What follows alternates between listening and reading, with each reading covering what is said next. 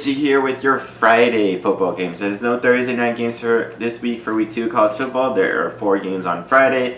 Begin with William and Mary taking on Virginia. Virginia, they had an early ACC game. They beat Pitt 30-14. Quarterback Perkins passed for 181, 2 touchdowns, ran for 44. 2 touchdowns, ran for 44. Their defense had 4 sacks, 2 interceptions. They only allowed 78 rushing yards, and I think they keep that winning going with this one. Then after that, Wake Forest taking on Rice. Wake Forest had a really good game against Utah State, back and forth shootout, fun game to watch, and they came out victorious, 38-35. Quarterback Jamie Newman passed for 401 yards, 3 touchdowns, plus added 36 rushing yards and a touchdown. Running back Cade Carney had 105 yards. Wide receiver Sage Surratt had 7 catches, 158, and a touchdown. Their defense had 3 interceptions. However, they did allow 596 yards to Utah State. Utah State did have one of the best offenses in the nation last year, and they were second in the country last year in scoring. They have one of the best quarterbacks in the country in Jordan Love, I think. But Wake Forest had a really good game. Their offense was rolling there. And they're taking on Rice. Rice did lose to Army, but they lost 14-7. They held a really good Army team to only 14 points, and that was late. It was 7-7 most of the game.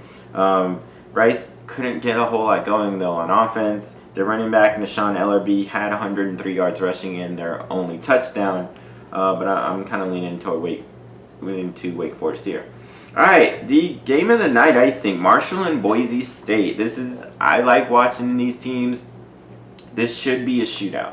Marshall took on Virginia Military Institute. They beat them 56-17. Quarterback Isaiah Green passed for 238, 4 touchdowns and 1 pick. They had 620 yards of offense.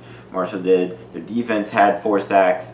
And they always played tough teams tough. Marshall is usually one of those pretty good mid-power kind of group of 5 schools that can take on tougher teams and possibly beat them, or at least put a scare. And Boise State, everybody knows Boise State. They're the Giant Killers.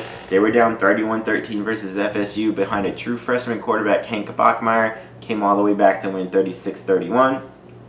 He passed for 407 yards, a touchdown and a pick. And think about over the last 15-plus years at Boise State. ESPN said Boise is the house that Jared Zabransky built because he was the quarterback against Oklahoma in that awesome win in 2006. Bullshit. Ryan Dinwiddie before that, he really built it. Probably somebody before that as well. But that's when I came in. That's when I started noticing it.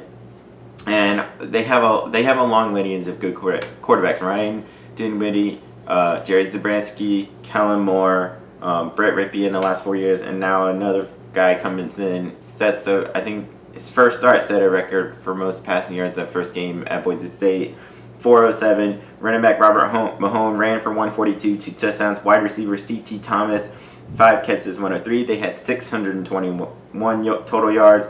They had 4 sacks. FSU was able to move it on them, so that's why I expect this to possibly be a shootout. And an interesting, fun game to watch on the blue turf at Boise State. Then the final game for Friday, Sacramento State taking on Arizona State.